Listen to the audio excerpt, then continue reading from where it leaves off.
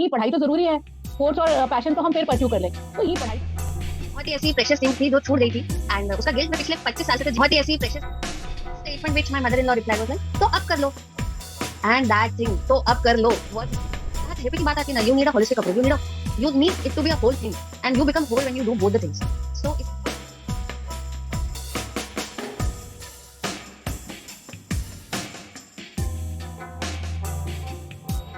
Hello everyone. आज हम लोग फिर से न्यू एरा बॉन्ड्स का एक और एपिसोड लेके आए हैं और आज मेरे साथ है first of all new era bonds की होस्ट और मेरी दोस्त अंकिता।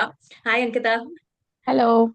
और स्पेशल गेस्ट के तौर में मेरी बचपन की दोस्त डॉक्टर दिव्या। अब मैं पहले आपको बताऊं कि बचपन की दोस्त से ज्यादा वो मेरी एक गुरु बहन है।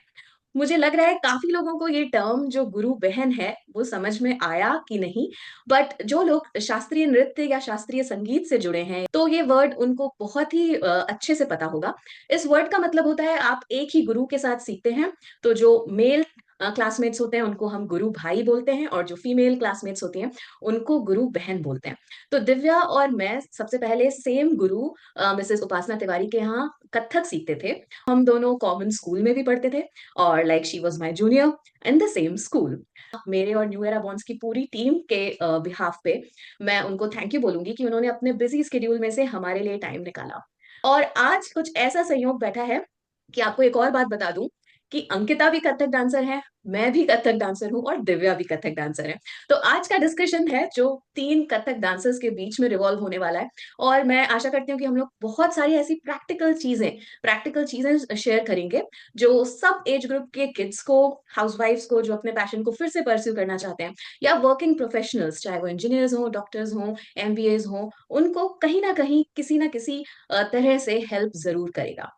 तो मैं हैंड ओवर करूंगी न्यू एरा बॉन्ड्स का वर्चुअल पोडियम अंकिता को। बट उससे पहले सब व्यूअर्स से एक छोटी सी रिक्वेस्ट है कि आप लोग चैनल को सब्सक्राइब जरूर कर लीजिए। लाइक टू पुट एम्फेसिस कि ये जो पॉडकास्ट है ये उन लोगों के लिए भी इस समय बहुत जरूरी है जिनके यंग बच्चे हैं इस समय। By young I mean maybe teenagers जिनकी इस समय पढ़ाई भी बढ़ती है धीरे धीरे और उनका एक पैशन भी होता है मे बी डांस का, म्यूजिक का, एंड मेरी बेटी का बोलिए तो स्पोर्ट्स का है। अभी वो 8 to 10 years ही है बट उसकी पढ़ाई बच्चों की इस लेवल पे जाती है कि कहीं ना कहीं पेरेंट्स या बच्चे खुद भी अभी समझदार, पहले भी थे अभी भी हो रहे हैं, कि दे डिसाइड कि नहीं पढ़ाई तो जरूरी है, स्पोर्ट्स और पैशन तो हम फिर परस्यू कर लें। तो ये अगर पॉडकास्ट ऐसे कोई लोग देख रहे हैं तो प्लीज इसको एंड तक जरूर देखिएगा। बिकॉज डॉक्टर दिव्या या फिर कृति या फिर मैं खुद भी आपके सामने ऐसे बहुत सारे इंसिडेंट्स एग्जाम्पल्स लाने वाले हैं जो शायद आपको इस समय अपने बच्चे को हेल्प करने में भी काम आएंगे और बच्चों को भी ये समझने में काम आएगा कि कहाँ हमको एक बैलेंस बैठाना है अपने पैशन में और प्रोफेशन में, या फिर जो हम पढ़ाई अपने प्रोफेशन के लिए कर रहे हैं। तो guys please stay with us till end of this podcast. And now I would request कि दिव्या कुछ अपने बारे में व्यूअर्स को थोड़ा सा अपनी प्रोफेशनल लाइफ के बारे में, पर्सनल लाइफ या फिर हॉबीज के बारे में थोड़ा और आप बताएं। Hello everyone, so I am doctor Divya. मैं आई एम एन ऑप्थेल्मोलॉजिस्ट, मैं एक आई सर्जन हूँ बाय प्रोफेशन। मैंने उसमें भी स्पेशलाइज किया है पीडियाट्रिक ऑप्थेल्मोलॉजी में, मतलब बच्चों की जो आईज की प्रॉब्लम होती है उसमें स्पेशलाइज किया है। I am settled in Mumbai and मैं मुंबई में शादी के बाद आई हूँ, 4 years हुए हैं अभी। एंड उसके पहले wherever I have stayed the life was very calm and peaceful। Mumbai जैसे बिजी हसलिंग लाइफ कहीं नहीं थी। I started learning dance when I was like 6 7 years old। And उसके बाद मैंने कुछ 4 5 साल, 4 साल शायद मैंने डांस सीखा। एंड उसके बाद पढ़ाई को लेके पढ़ाई के प्रेशर की वजह से एज यू सेड आजकल हो ही रहा है, तो उस टाइम भी like parents were more concern कि नहीं इनको डॉक्टर या इंजीनियर बनना है तो इनको पढ़ाई करनी है। तो उसी चक्कर में मेरा डांस वहाँ फॉल्ट हो गया। एंड देन फिर जब मैं लाइक सारी पढ़ाई वढ़ाई खत्म करके शादी होने के बाद when I came to Mumbai, Mumbai की बिजी लाइफ में जब मैं सेटल इन हो गई, उसके बाद कहीं लाइफ में थोड़ा रिफ्लेक्ट किया मैंने कि क्या रह गया पीछे। एंड तब ख्याल सबसे पहले आया कथक का कि ये बहुत ही ऐसी प्रेशियस थिंग थी जो छूट गई थी। एंड उसका गिल्ट मैं पिछले 25 साल से तो झेल ही रही थी कि छूट गया मेरा, ये छूट गया, ये छूट गया, हर किसी को बोलती थी छूट गया। एंड देन आई थॉट कि अब तो इस पे थोड़ा एक्ट किया जा सकता है। तब मैंने फिर अपना कथक थोड़ा रिज्यूम किया। लाइक हम बचपन से अगर स्टार्ट करें, तो जब हम लोग डांस हम्म। क्लासेस में जाते थे, तो वो टाइम की जो क्लासेस थी और हम जैसे कथक सीखते थे, तो उससे जुड़ी कोई याद आप शेयर करना चाहते हैं, कोई मेमोरी जो आपको अभी भी वो डांस क्लास की याद है? ओह, वैसे तो मेमोरीज बहुत सारी है, बट एक कहते हैं ना कि हर मेमोरी के साथ एक इमोशन जुड़ा होता है। वो इमोशन मुझे याद है, वो इमोशन मैं अभी भी फील करती हूँ। तो जब भी डांस क्लास जाने का टाइम आता था, the happiness which use to, मतलब कभी उसके लिए कोई बहाना नहीं निकला। डांस क्लास जाने के लिए कभी नहीं, जाने के लिए कोई बहाना नहीं निकला, या जाने के लिए हमेशा इतना एंथुजियाज्म रहता था कि कभी उसको मिस नहीं करते थे। तो वो एक हैप्पीनेस, एक जो अंदर से आता था, वो इमोशन मेरे को अभी भी याद है। एंड वो ही इमोशन को वापस फील करने के लिए मैं ना, आई यूज टू सर्च कि मुझे कब वापस मौका मिलेगा डांस करने का, ताकि मैं वो इमोशन वापस जी सकूं। जी सकते एंड हैं। जब हम लोग डांस क्लास जाते थे, तो मुझे एक बात बहुत अच्छे से याद है। कैसे होता है ना, हम जब छोटे रहते हैं ना, हम लोग बहुत ऐसे, तुम ऐसे बोलो कि you can mould the kids in the way you want them. Hmm. तो डांस क्लास में मैं जब जाती थी, तो गुरुजी जो अपनी उपासना दीदी है, उन वो हमेशा बोलती थी कि जब तुम डांस कर रहे हो, तुम उसको एंजॉय करो, स्माइल करो, तुम्हारे चेहरे पे हम्म। हमेशा स्माइल रहनी चाहिए। वो चीज ऐसे बैठ गई ना दिमाग में कि वो पत्थर की लकीर बन गई। था अब तो मतलब उस चीज को मैंने ऐसे गांठ बांध ली कि हाँ, मेरे को स्माइल करना है। एंड वो चीज जो एक्सप्रेस करने की जो चीज मैंने डांस करते करते सीखी ना, वो मेरी डे टू डे लाइफ में भी आ गई है। लाइक वाह। I am hmm. So expressive कि मेरे से कोई इमोशन अंदर होल्ड नहीं हो पाता। So I will express everything, and that is very good for my mental well-being also, actually.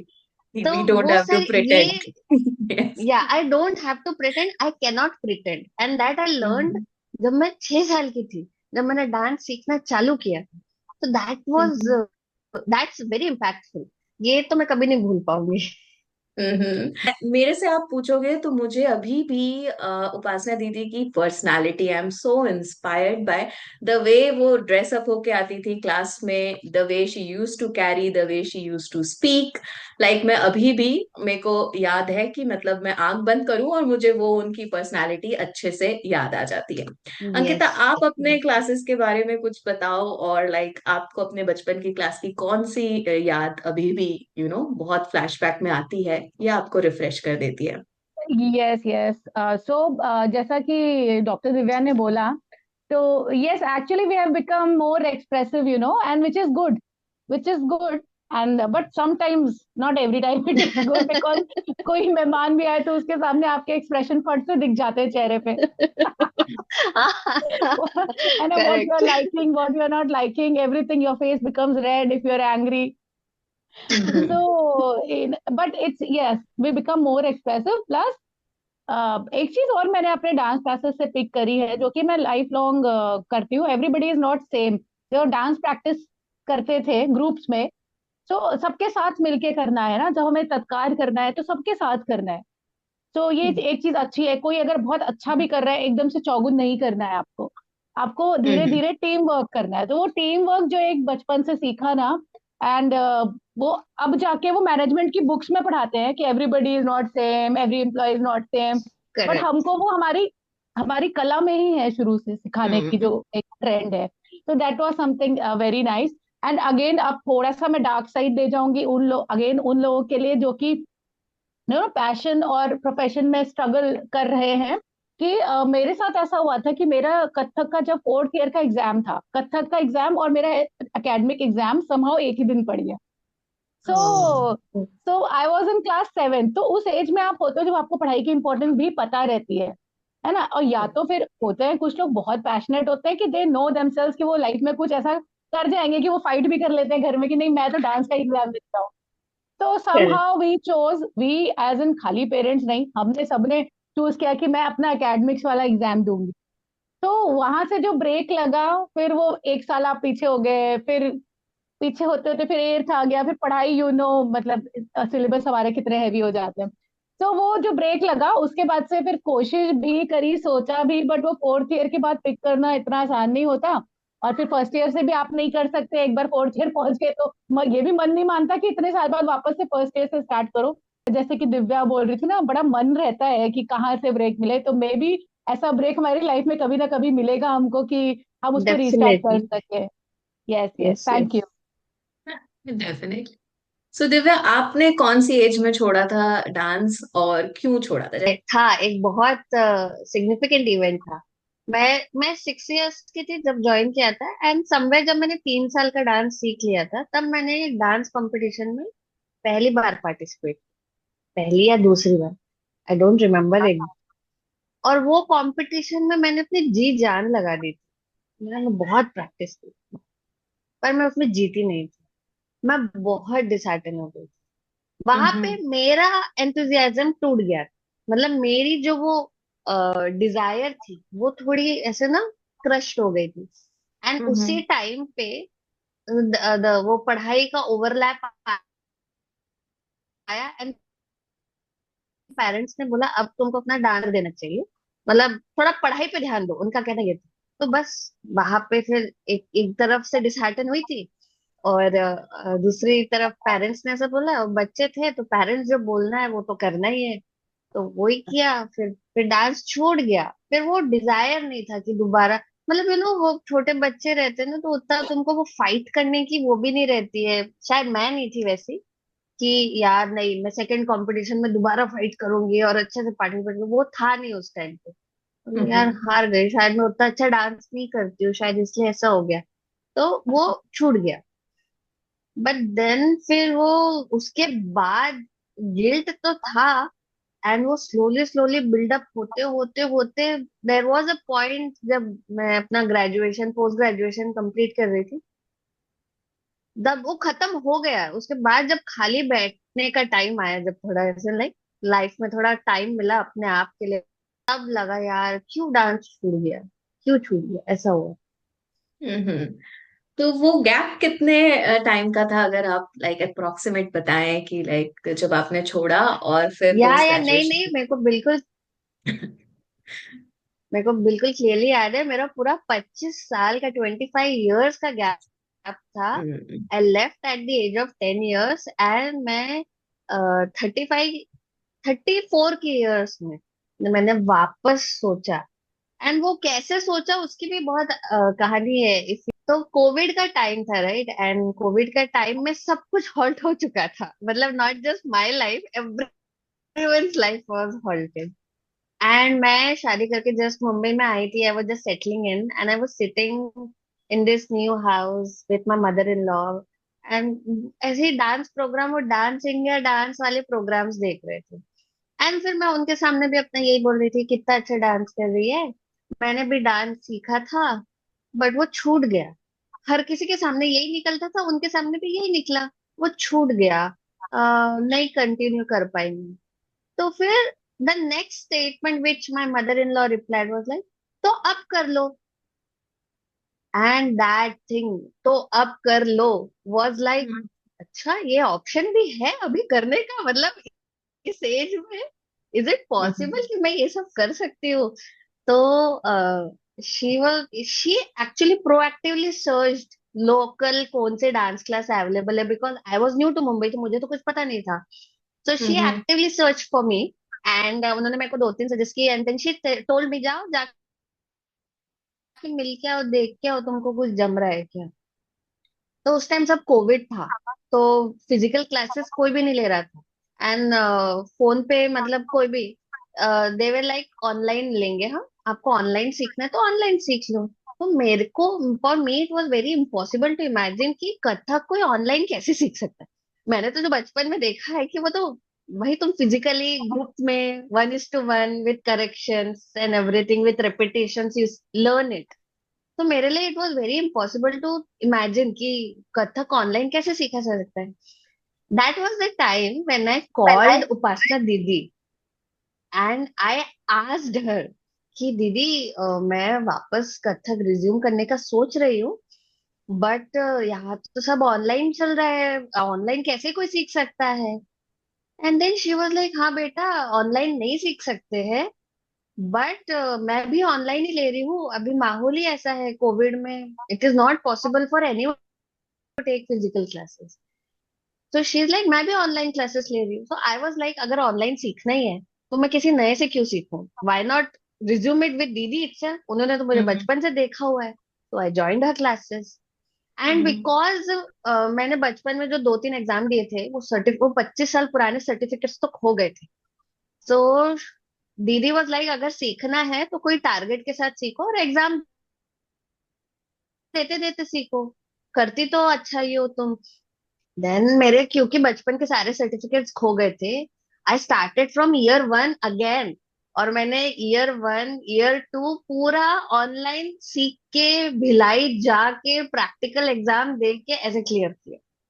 And जब हम्म लेकिन फिर जब आगे बढ़ी ना थर्ड एग्जाम, तब थोड़ा ऑनलाइन क्लासेस डिफिकल्ट हो गए, because then you need more training and more precision and, मतलब then you need one-to-one interaction. Then I searched for physical classes nearby and then I was like, आगे बढ़ो, ऐसा था।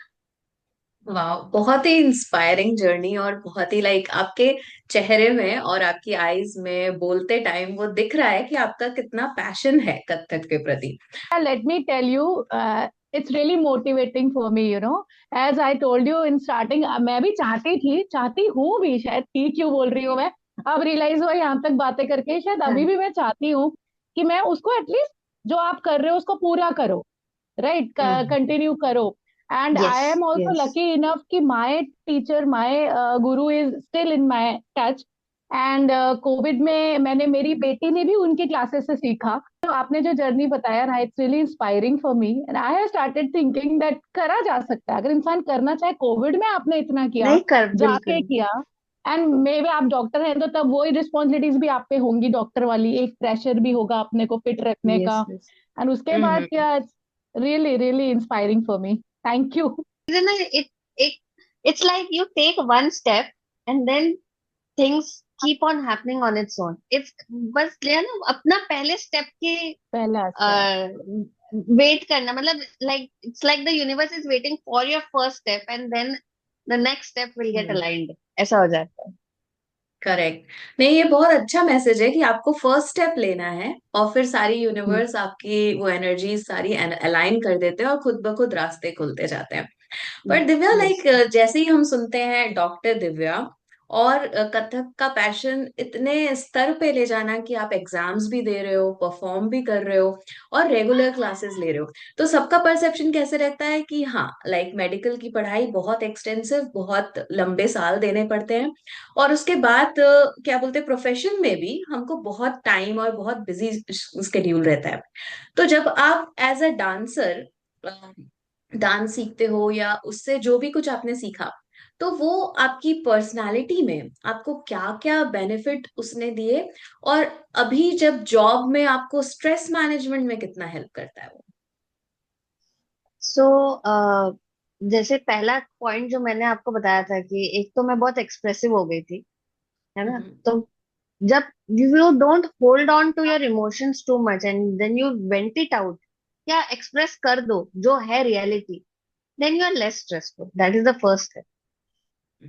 तो उसी में अपने आप काफी चीजें, मतलब एक 10-20% तो स्ट्रेस कम हो ही जाता है। सेकेंड, ऑल्सो आई फील कि when you dance you do so much of physical activity and it's a well known fact that physical activity करने से एंडोर्फिन्स रिलीज होते हैं, and endorphins are that hormone which makes you feel good.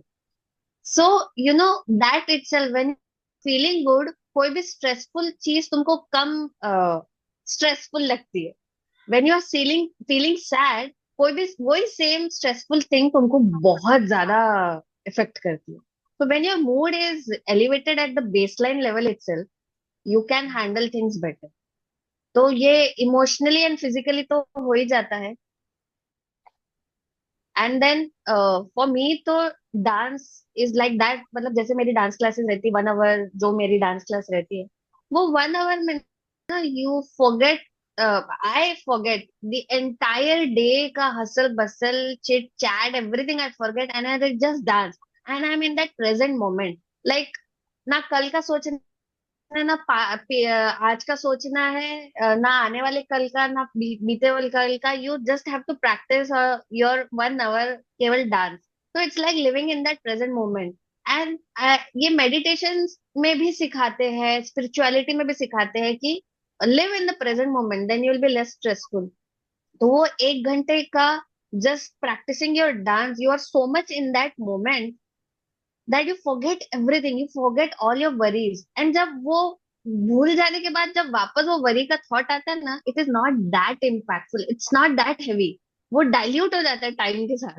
So I think all this things adds up and then it becomes really, you're better, you're mentally better, you're physically better at the end of the day। अगर तुम थोड़ा सा time निकाल के अपने busy schedule में थोड़ा सा टाइम निकाल के थोड़ा अपना पैशन परस्यू कर लो, जिसमें तुम पूरा अपना 100% डालते हो, आई थिंक इट विल, मतलब डिफिकल्ट रहता है टाइम मैनेज करना, but it's much more rewarding what you can imagine.